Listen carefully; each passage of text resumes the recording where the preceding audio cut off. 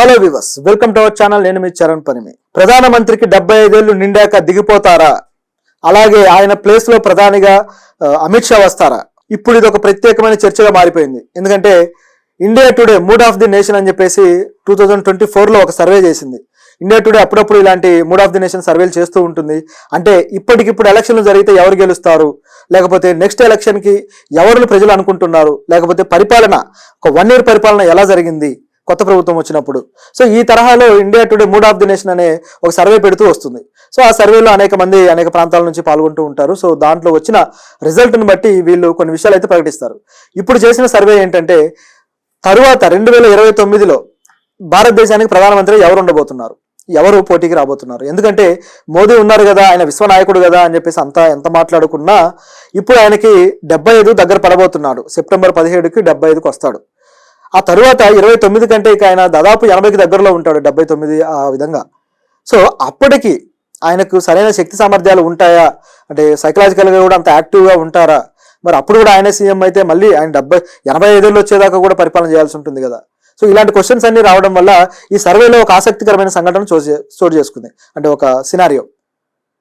ఈ సర్వేలో ఎవరెవరిని తీసుకున్నారంటే మోదీ గారు, అలాగే అమిత్ షా గారు, అలాగే రాజ్నాథ్ సింగ్ గారు, అలాగే నితిన్ గడ్కరీ గారు, బీజేపీలో టాప్ లీడర్స్ ఎవరైతే ఉన్నారో వీళ్ళందరినీ తీసుకొని నెక్స్ట్ టర్మ్కి పీఎంగా మీరు ఎవరిని అనుకుంటున్నారని ప్రజలకు పెడితే పోల్, ఆ పోల్లో ఎక్కువ శాతం మంది నెక్స్ట్ టర్మ్కి, అంటే ఫస్ట్లో మోదీ గారికి రావాల్సిన ఎన్నైతే వచ్చాయి, అంటే ఆయనకు మద్దతుగా నెక్స్ట్ టర్మ్కి కూడా మాకు మోదీ గారే కావాలి అన్నట్టుగా. ఒకవేళ మోదీ గారి తర్వాత చూస్తే మాత్రం ఆ ఎక్కువ ర్యాంక్ మార్కులు ఎవరికి వచ్చాయి అంటే అమిత్ షాకి వచ్చాయి. అమిత్ షాకి 19% ఓటింగ్ అయితే వచ్చింది దీంట్లో. అంటే అమిత్ షాకి 19% వచ్చిందంటే మరి ఆయన కన్నా ముందు యోగి ఆదిత్యనాథ్ పేరు వినపడింది కదా.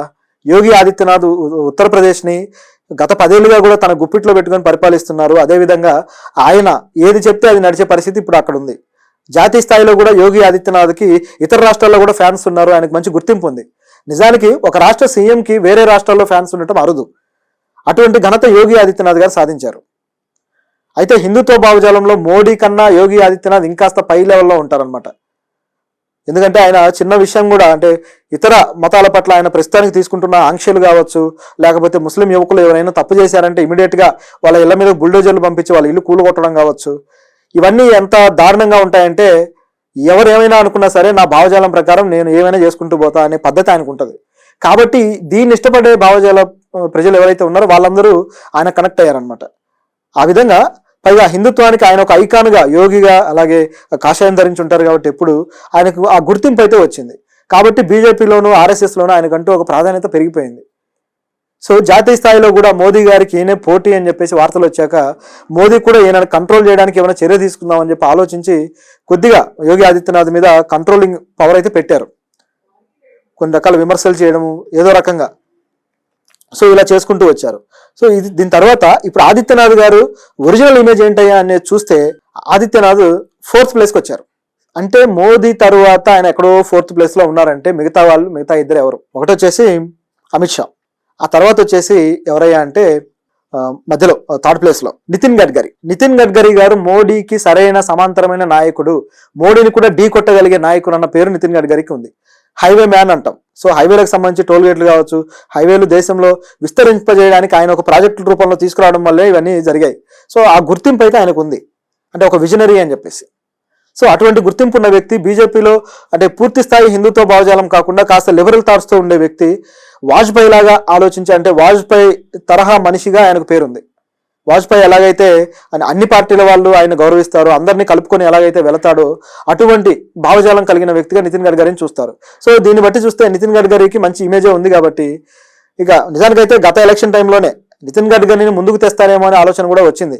కాకపోతే ఆయన్ని పార్టీ ఆ కోర్ కమిటీల నుంచి తప్పించడము, ఆ తర్వాత మళ్ళీ తీసుకోవడము, ఆయన వెనక నెట్టేస్తూ ఆయన ఇమేజ్ని డ్యామేజ్ చేయడానికి చూడడము, ఇవన్నీ జరిగిన తర్వాత చివరికి నితిన్ గడ్కరీ తన రాజకీయ చిత్రతోటి నిలబడ్డాడు.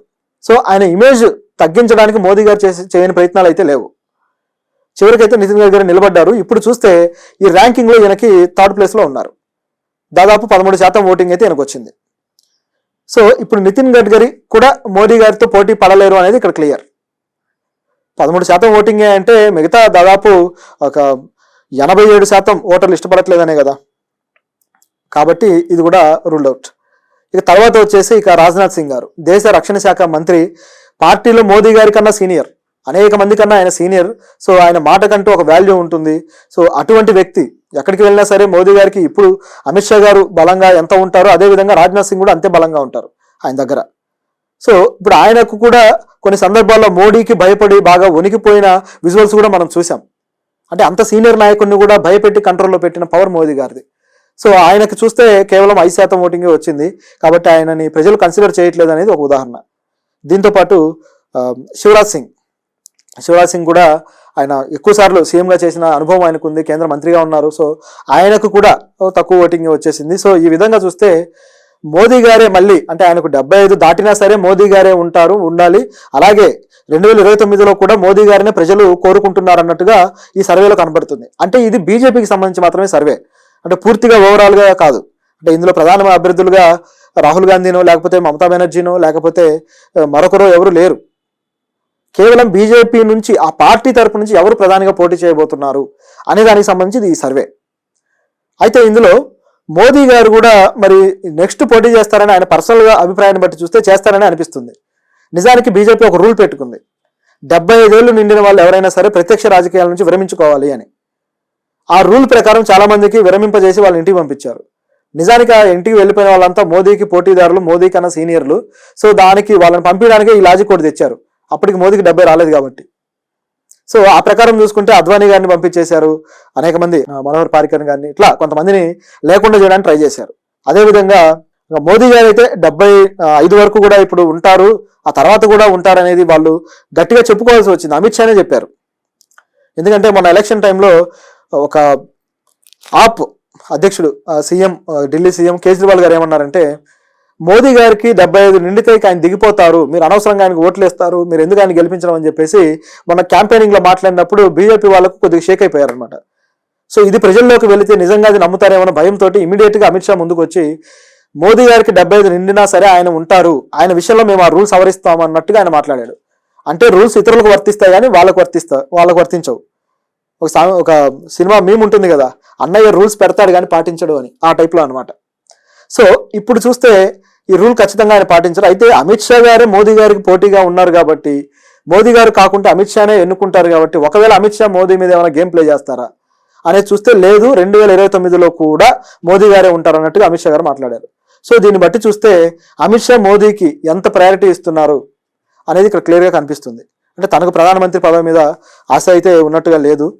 సో మోదీ గారు ఉన్నంతకాలం ఆయన ఖచ్చితంగా ఆ పదవిలో ఉంటారనేది క్లియర్గా కనిపిస్తుంది. కాకపోతే ఇప్పుడు వీళ్ళ పరిపాలనలో ఆల్రెడీ కొంత డొల్లతనం కనిపిస్తూనే ఉంది. కొద్దిగా ప్రజల మీద పన్నుల భారాలు పెంచడం కావచ్చు, ఎకానమీని పెంచడం విషయంలో ఈ ఉద్యోగాల కల్పన ఏమీ చేయకపోవడం కావచ్చు, డమ్మీగా ఎవరికో అంబానీకో అదానీకే డబ్బులు పెరిగితే దాన్ని దేశ ఎకానమీగా చూపించడం, ఇట్లాంటి గిమ్మిక్కులన్నీ చేసుకుంటూ వస్తున్నారు. సో ఆర్థిక మంత్రి అయితే ఇలాంటి విషయాలు మాట్లాడితే నోరు మోసుకుంటారు, నేను మాట్లాడను అని చెప్పి. సో ఇది పరిస్థితి వాళ్ళది. కాబట్టి తరువాత ఎవరు ఉన్నా సరే మరి వీళ్ళకు ఎటువంటి పరిస్థితి ఎదుర్కొంటారనేది ఆసక్తికరం. ఎందుకంటే మోదీ గారు ఉంటే ఒక రకం పరిస్థితి ఉంటుంది, వేరే నాయకులు ఉంటే మరో రకం పరిస్థితి ఉంటుంది. కాబట్టి ఆయన ఇమేజ్ మీద బిల్డ్ చేసుకొని పార్టీని ఇప్పటిదాకా తీసుకొచ్చారు.